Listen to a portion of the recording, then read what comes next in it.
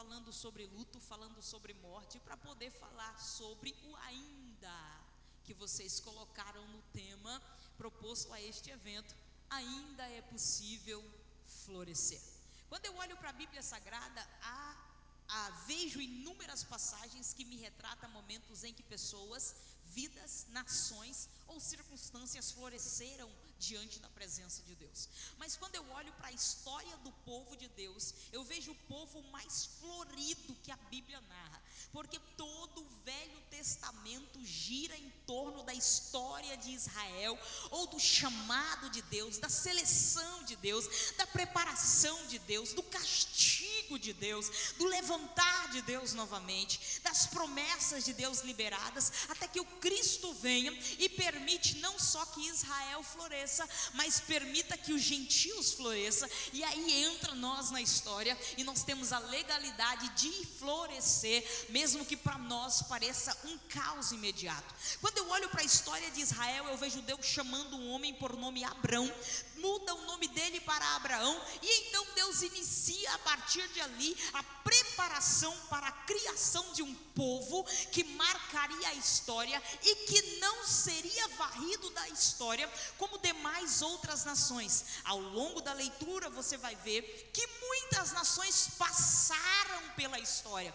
e hoje já não existe mais Israel num território desse tamanho, sendo inimigo de quase todo o planeta Terra. Israel ainda sobrevive, está lá, e eu tenho uma notícia para os inimigos de Israel: ele vai sobreviver até o dia que o Todo-Poderoso voltar. Não adianta se levantar. Por quê? Porque toda vez que alguém olhava para Israel e falava morreu, o céu se levantava e falava ainda é possível florescer. Quando eu olho para o texto, quando Deus vai chamar Abraão, Deus começa a desenrolar a história do povo de Deus. E eu quero que você aprenda comigo que a história de Israel é bem parecida com a minha e com a sua. Enquanto eu conto a história de Israel, talvez eu esteja contando a sua, que veio para cá nessa noite. Quando Deus chama o homem por nome Abraão, Deus vai dar a ele uma esposa estéril para ser mãe de uma grande nação.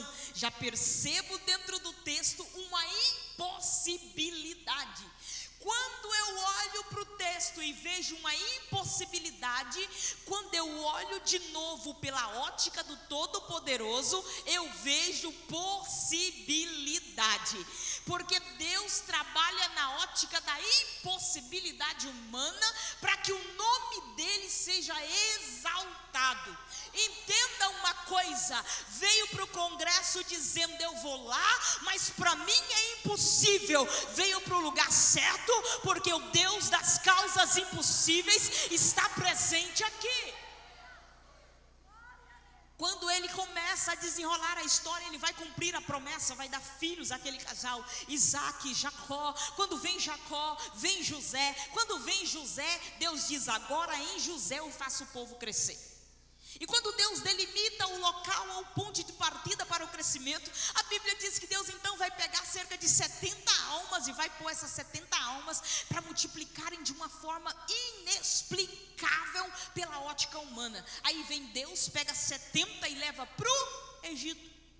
Eu já olho para o texto e já me assusto. Peraí, se Deus queria fazer uma nação crescer, o melhor lugar seria uma terra que mana leite e mel.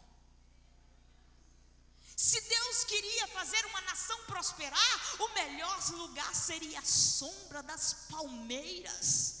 E a luz, quem sabe, do sol que vinha pela manhã e clareava, mas o riacho corria. Só que Deus pega a nação para crescer e coloca dentro do Egito, debaixo do jugo de Faraó. Mas o livro do Êxodo começa assim: e quanto mais Faraó os oprimia, tanto mais eles cresciam. Sabe o que Deus está falando para você? Eu só estou querendo te fazer grande. É por isso que eu estou lhe amassando. Eu só estou querendo lhe fazer firme. É por isso que eu estou permitindo a pancada da vida. É por isso que dói. É por isso que às vezes as adversidades batem e você fala: Deus, por que eu? Deus está dizendo, porque escolhi fazer você florescer.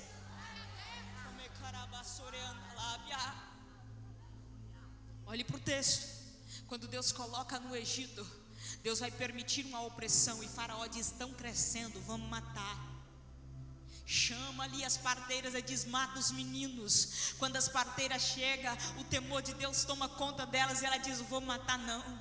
Sabe o que eu aprendo? Em meio ao sofrimento do moldar de Deus, sempre haverá uma cifra e uma puá do seu lado, para dizer, eu vou te manter viva, eu vou te trazer um copo d'água, eu vou orar com você às 3 da manhã, eu vou fazer uma campanha, eu acredito no teu filho, eu acredito na salvação do teu esposo, eu acredito na transformação da tua casa, eu acredito na tua empresa. Deus sempre levanta alguém em meio ao caos para dizer, mantenha vivo. Oh, aleluia. Talvez você não saiba, mas Deus te sentou hoje do lado de uma cifra e de uma puá, só para dizer para você, ei, eu sentei você do lado de alguém que vai sustentar você quando a coisa apertar.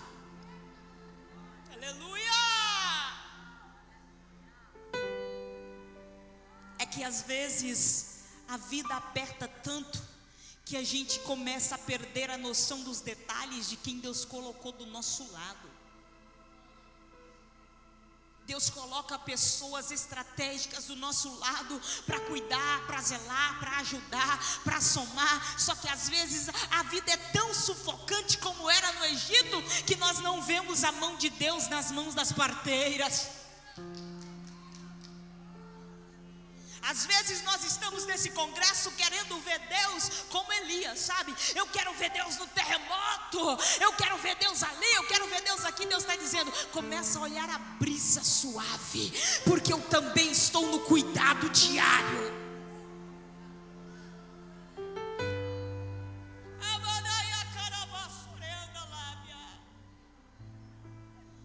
Talvez passou o tempo inteiro orando e falando, Deus não deu o meu milagre. Deus está dizendo, respira, eu te dei o milagre da vida.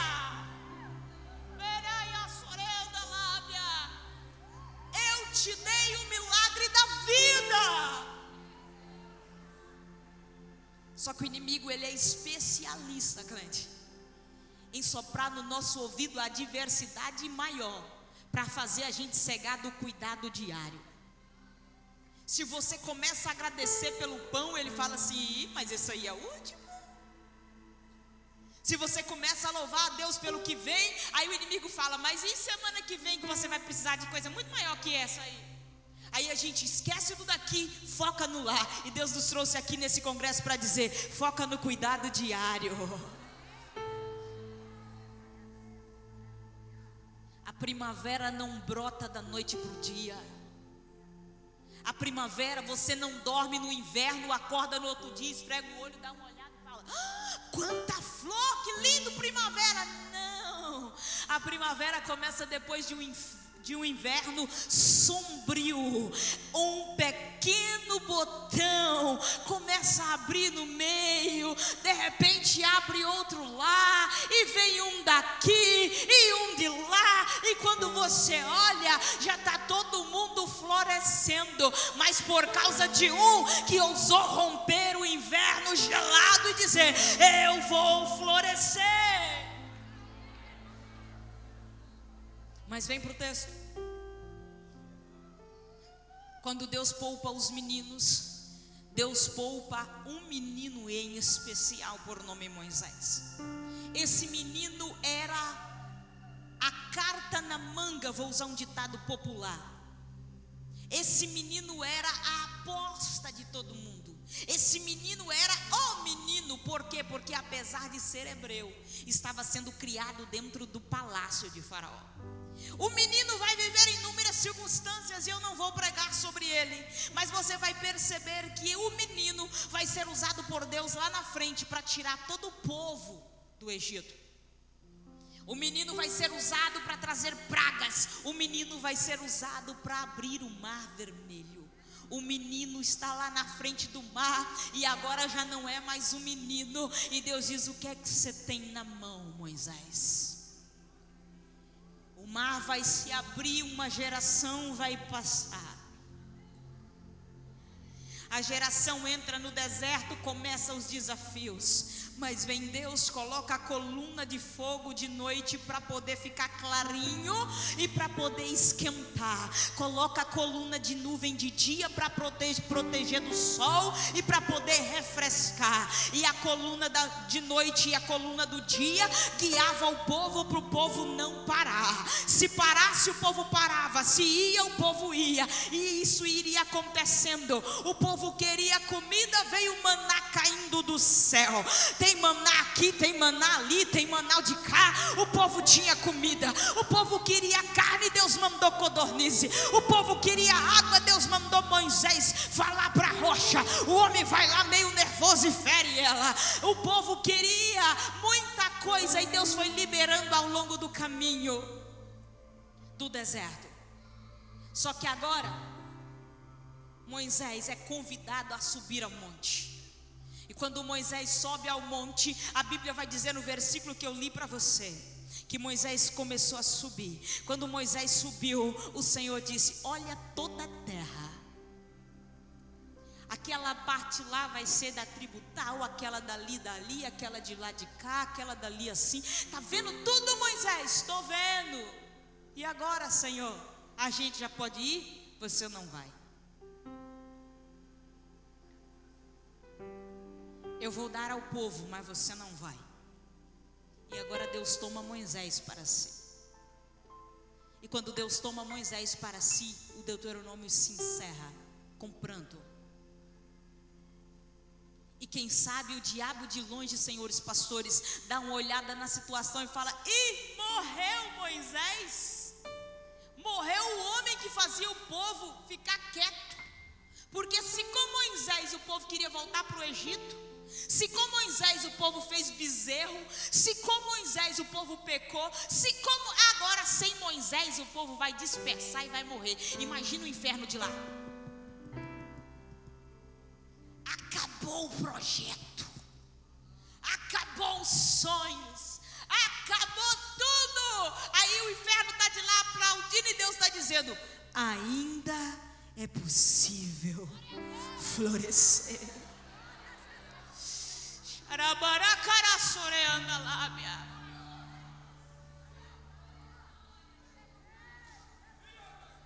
Aí você vai ver no texto de Josué que o próprio Deus vai trazer a notícia para Josué. A Bíblia diz que Josué, capítulo 1, versículo de número 2, o próprio Deus vira para Josué e diz assim: Moisés, meu servo Moisés é morto. Irmãos, sabe o que Deus estava dizendo para Josué aqui? Tirei de você o seu ponto de apoio. Tirei de você o seu porto seguro. Tirei de você a sua sombra do deserto. Tirei de você quem falava comigo.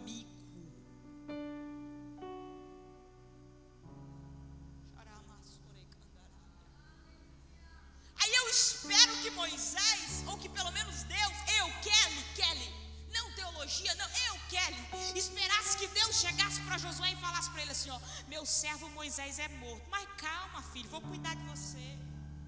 Vem cá no colo do pai. A gente não espera um conforto depois de uma pancada. Mas olha para o texto: meu servo Moisés é morto. 2 pontos, levanta-te.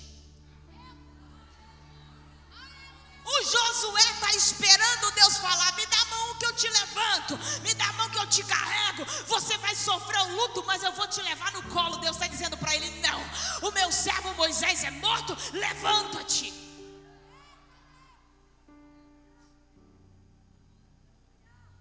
Não deixe Deus ter que tirar a sua sombra para você começar a florescer.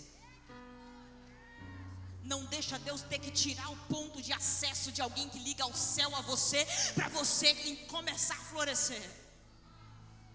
Ou você sai debaixo da sombra, ou Deus tira a sombra de você. Quando eu olho para a história de Débora, aquela guerreira, está sentada e a Bíblia diz que ela julgava Israel debaixo das palmeiras. Quem queria resolver o problema subia até Débora e dizia: Débora, me socorre. E quem precisasse subia até ela. Mas um dia ela manda chamar Baraque e fala: Baraque, vem cá, Deus já não te mandou ir para a guerra, homem. Israel está sendo oprimido, vai lá. Baraque, o capitão do exército. Aí o Baraque vira para ela e fala assim: se fores comigo, eu irei. Se não fores, não irei.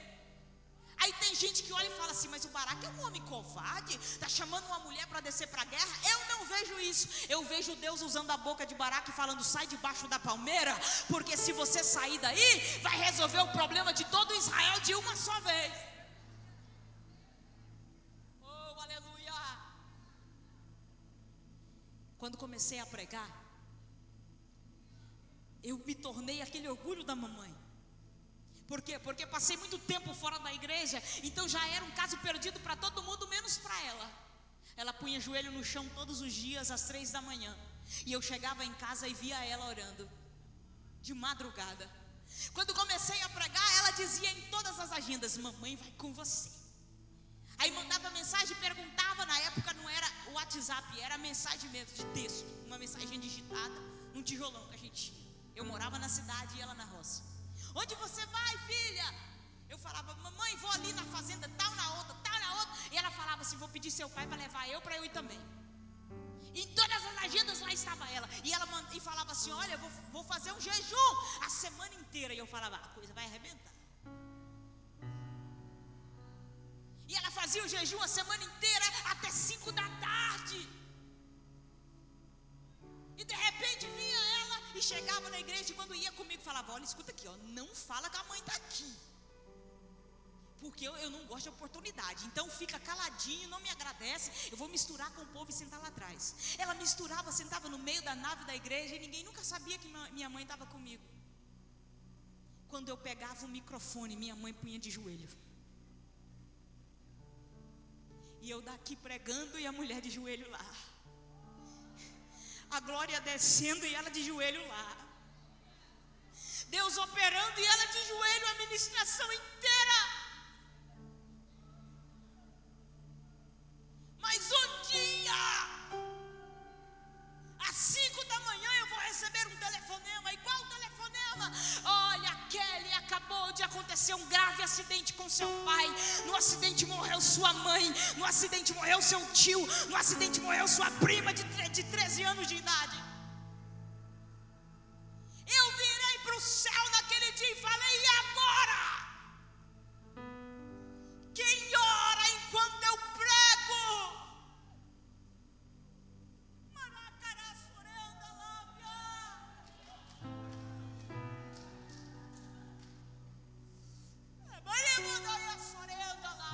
O céu me respondeu: tu.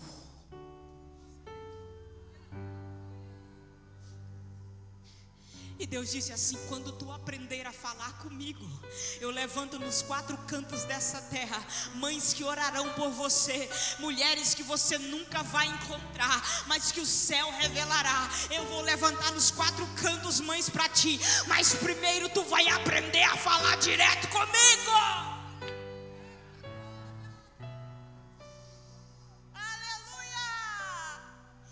Esperei como Josué esperava, que Deus falasse: morreu, eu vou te carregar. Deus disse: eu tomei, agora tu levanta e toma posição.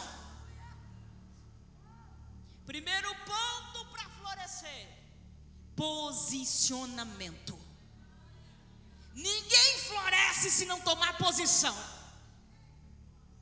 Pode até ser artificial, mas o natural mesmo tem que tomar posição.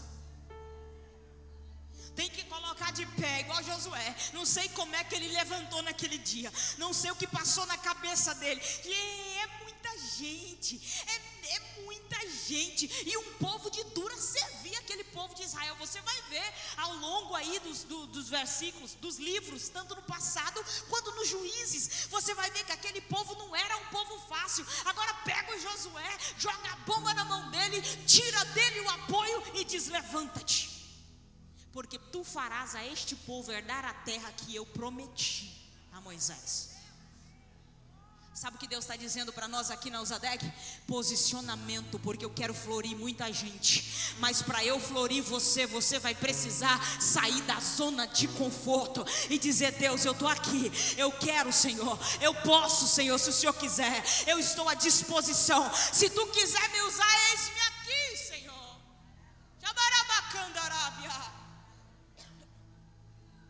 Primeiro você posiciona, levanta-te. O que Deus diz para Josué, e olha o que Deus diz para Josué no 6, esforça-te, tem bom ânimo. No 7, tão somente esforça-te, tem muito bom ânimo. No 8, não te aparte o livro da tua boca. No 9, não te mandei eu, esforça-te. Deus vai repetindo uma sucessão de esforço. Por quê? Porque quando você se posiciona, o inimigo se levanta. O diabo não perde tempo com ninguém que está sem farda. Você já viu lá quando vai falar das armaduras? Depois que descreve todas as armaduras, o capacete, o calçado, isso e aquilo outro, termina assim: e fazendo isso estais firme. Por quê? Porque depois que você veste, o inimigo te considera um alvo. Depois que você se posiciona, o diabo te considera como um problema. E o céu te considera como uma resposta. Eu creio que este congresso marcará um tempo de vidas que se posicionarão e não sairão da brecha. Por mais que o diabo diga: saia, para com isso, para com isso. Naquele dia, a caminho do encontro com a minha irmã, para contar a ela, o inimigo falava no meu ouvido e dizia: se tu não pregasse, isso não teria acontecido. Porque você não grita em alto e bom som agora e fale e amaldiçoa esse seu Deus. Eu permaneci calado. O inimigo queria me parar ali, porque ele sabia que se eu me posicionasse a partir daí, o Senhor faria ainda mais coisas. Vem para o texto. Segunda coisa, primeiro posicionamento, segunda coisa, palavra. Quando ele manda ele se levantar, ele vai fazendo um monte de promessa bonita para Josué, mas ele vai e diz assim para ele assim, ó: e não te aparte da tua boca o livro desta lei, medita nele de dia e de noite, porque então, olha o então farás prosperar o teu caminho. Ter promessa não é o suficiente. Me ajuda a pregar, olhe para a pessoa que está do seu lado e diz para ela: ter a promessa não é o suficiente. Pegou? Tem gente que canta: quem tem promessa de Deus não vai morrer, morre. Me desculpa quebrar a alegria, mas morre. Promessa está condicionada a posicionamento, obediência à palavra. Ele diz: eu serei contigo. Mas então, para tu prosperar o teu caminho, medita no livro desta lei, de dia e de noite. Se não tiver meditação aqui, não tem cumprimento de promessa. Se não tiver meditação aqui, não tem prosperidade. Crente pode pregar por aí um monte de chave que abre tudo, mas eu só conheço uma chave que abre tudo, essa aqui, que se chama a palavra. Chorei pra carapataia, soreanda lábia. Deuteronômio 28 começa tão lindo que a gente fica assim maravilhado. Sabe aquele assim, ó: bendito serás ao entrares, bendito serás ao saíres, bendito o fruto do teu ventre. Pois é, Deuteronômio 28, mas começa assim: se atentamente ouvirdes a voz do Senhor teu Deus. As promessas são condicionadas à obediência. Oh, aleluia! Sem obediência não tem cumprimento de promessa, crente. Tem gente perdendo tempo porque se recusa a obedecer. E a obediência, a palavra, ela gera confronto. Por quê? Porque você fala quero, aí a palavra vem e diz não para você. Aí você fala, mas por que todo mundo pode? Aí a palavra vem como uma mãe: você não é todo mundo.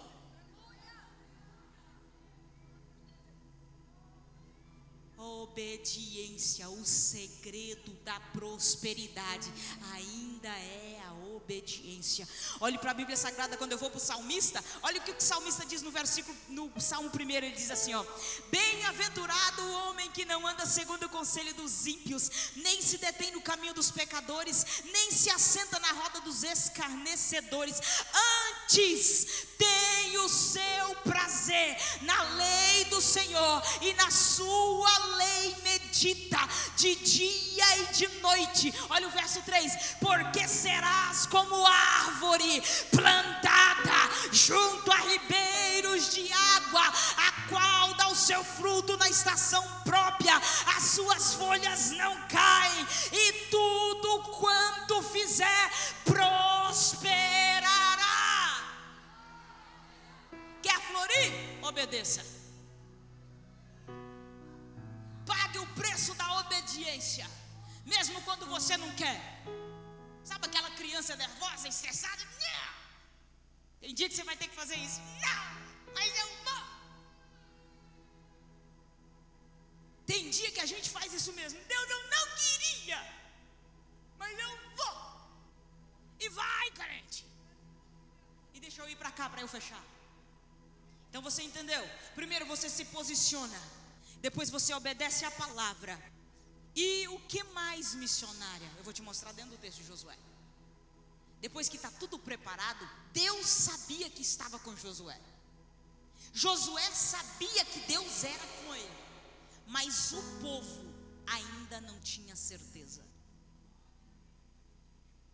E quem mais precisava agora saber era o povo, para que o povo obedecesse a Josué. Então o que é que Deus vai fazer? Josué, ainda hoje, Deus promete para Josué: Josué, ainda hoje começarei a te engrandecer. Capítulo 3, versículo de número 5.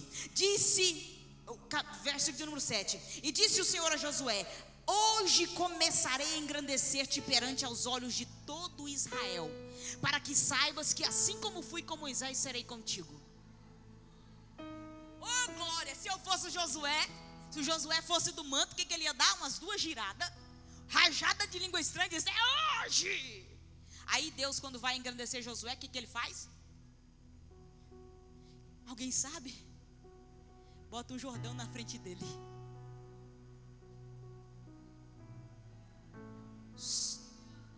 O Senhor falou que ia me fazer grande, o Senhor me bota um Jordão na frente.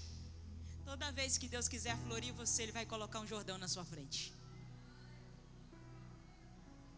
Por que, missionária? Porque é atravessando o Jordão que vão reconhecer que Deus é com você.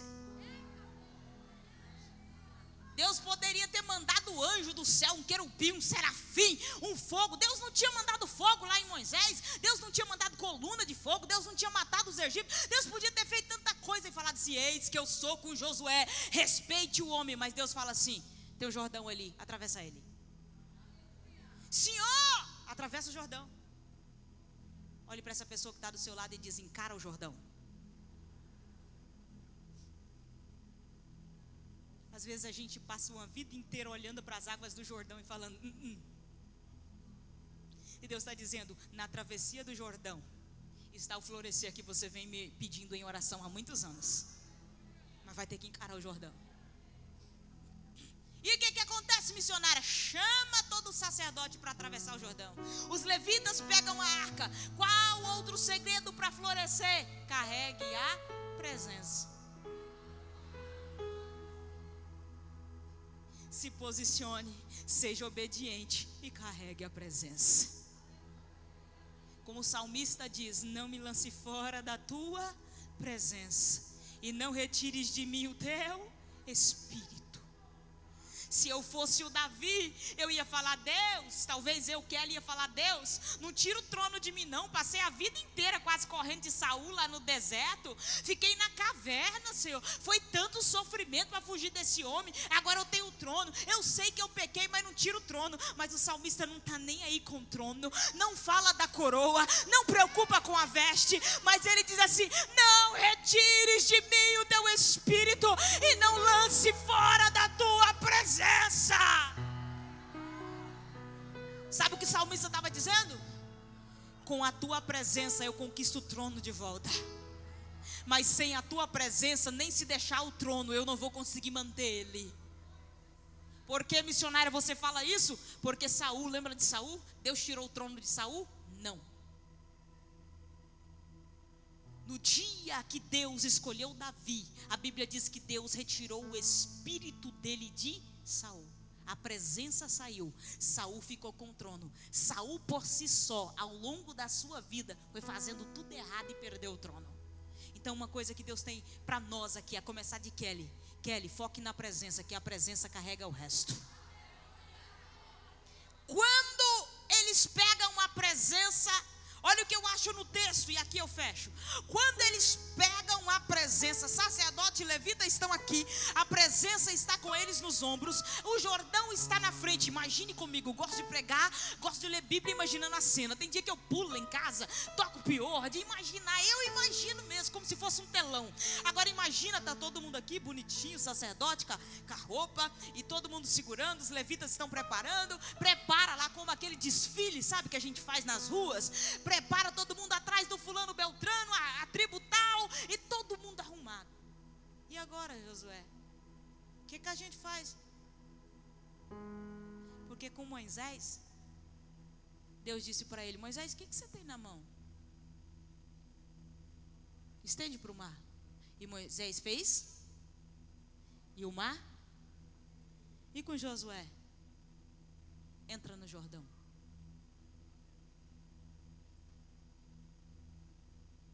Qual é mais fácil?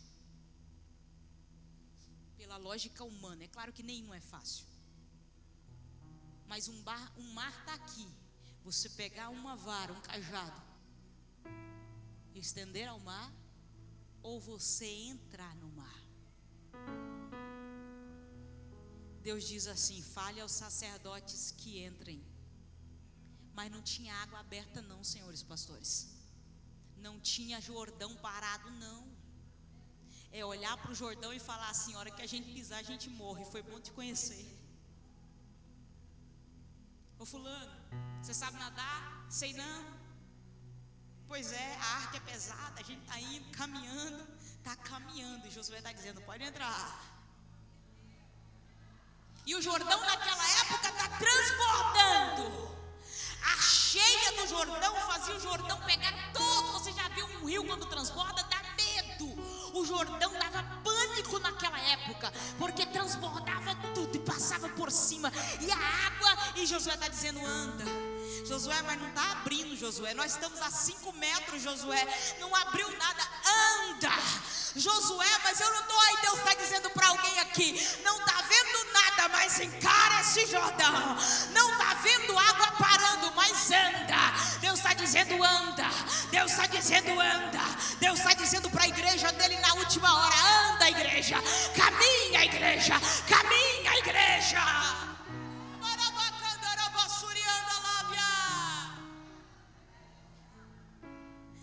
E a Bíblia diz, eu gosto de ver isso aqui, a Bíblia diz que eles foram caminhando, crente. Caminhando. Olha para você ver o versículo de número 15 do capítulo de número 3. Diz assim: e quando os que levavam a arca chegaram ao Jordão, os seus pés se molharam. Teve que pisar na água mesmo. Talvez aqui, se fosse eu, Kelly, ia falar assim: meio metro, já podia abrir, né, Deus? E Deus estava dizendo: pisa no Jordão. Pisa. Mas eu não estou vendo milagre, missionária. Deus está dizendo: pisa no problema. Mas é que eu não estou tendo coragem. Deus está dizendo: encara essa adversidade hoje.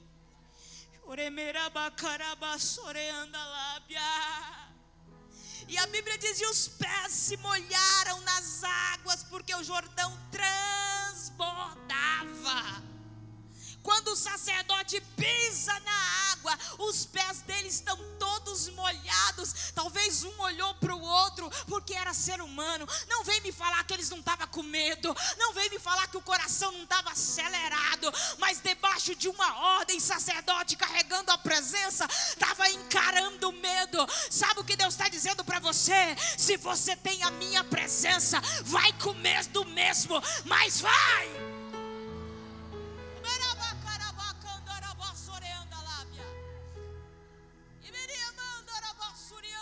Coloque-se de pé, por favor.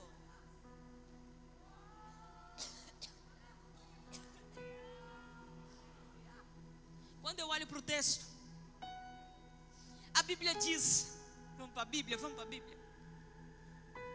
que quando eles molharam os pés ali, imagine Israel de longe olhando. O que eu preciso que você entenda aqui? A geração que estava com Josué não era a geração que viu o mar se abrir. A geração que estava com Josué não sabia como era ver o mar vermelho se abrir. Esta geração aqui era uma nova geração. Esta geração aqui não tinha visto os milagres do mar se abrir, porque aquela geração já havia morrido. Entenda uma coisa, não estava sendo fácil para ninguém ali, porque ninguém tinha vivido o que viveram com Moisés no Mar Vermelho.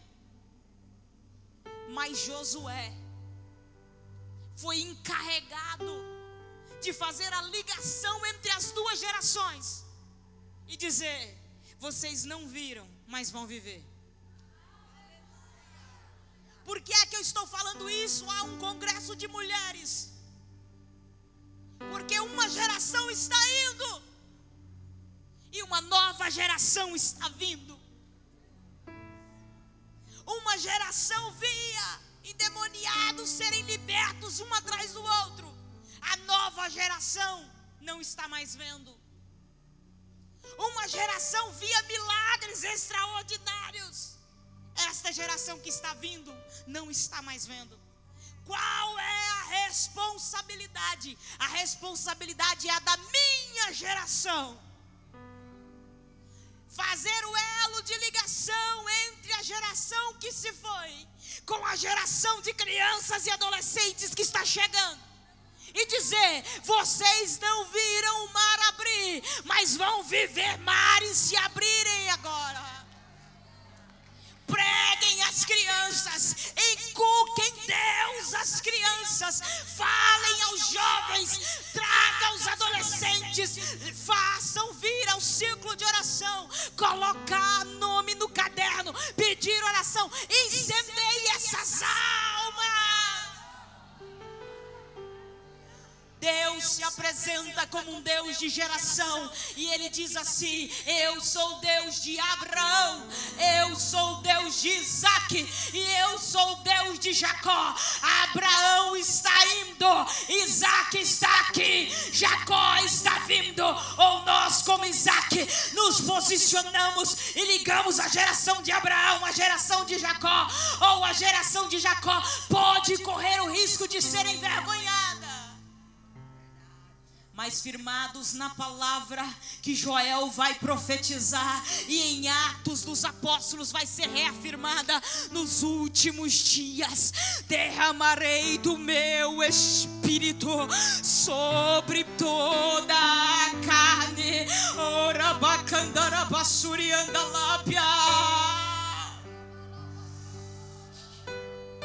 Eu quero saber, cadê você que vai se comprometer a continuar carregando e mostrando o Jordão aberto? Olha para o texto, porque eu não posso encerrar sem te mostrar isso aqui. E o versículo de 16 diz assim: e pararam-se as águas que vinham de cima e levantaram-se no montão. Elas pararam de escoar quando os pés se molharam. Deus está dizendo: molha o pé por essa geração, molha o pé pela tua casa, molha o pé pelo teu esposo, molha o pé pelos teus filhos, molha o pé nos teus piores medos se for preciso, mas não desista. Se você puder segurar a mão da pessoa que está do seu lado. Agora nós vamos fazer um minuto de oração. Pode cantar. Se Deus mandar você sair do seu lugar e ir até alguém específico para orar, você sai do seu lugar e vai lá e ora com essa pessoa. Não deixa ninguém sozinho, não. Vamos fazer um momento de oração dizendo: vai dar tudo certo, nós ainda vamos florescer. Canta, canta. Todos os meus medos já não cabem mais em mim. Tem gente aqui que está com medo. Deus está dizendo: vai com medo mesmo. Eu quero pedir você que ore por essa pessoa que você segurou a mão. Talvez você não sabe nem o nome, mas Deus colocou você aí. Lembra do início da palavra? O mar não quer se acalmar. Olha por Quando as ela. horas do relógio se demoram pra passar, muitas vezes não consigo seus planos compreender, mas prefiro confiar sem entender. Eu creio em ti. Eu creio em ti. Eu olho pra ti e espero em ti.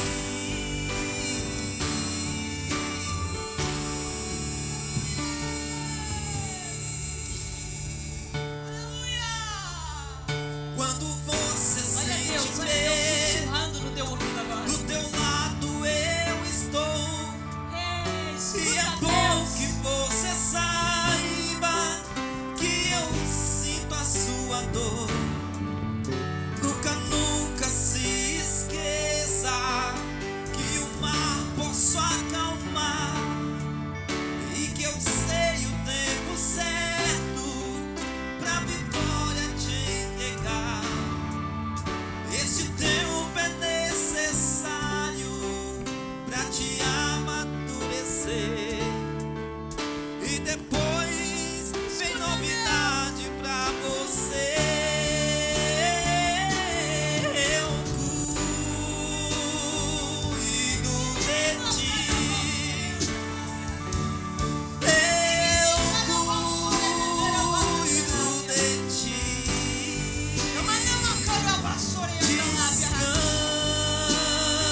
Descansa em mim.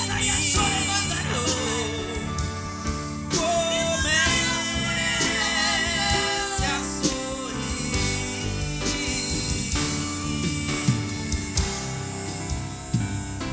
O que eu tenho é bem melhor, pois só eu sei do amanhã. Então Vai lá, mulher, vai lá, deixa Deus usar você. o abraço Profeta, profetiza, mulher. Dá um abraço que cura.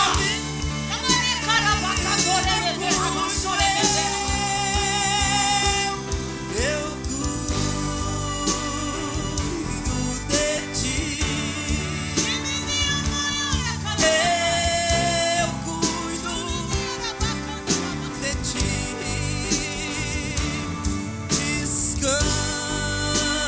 Descansa em mim. Aleluia. Comece a sorrir.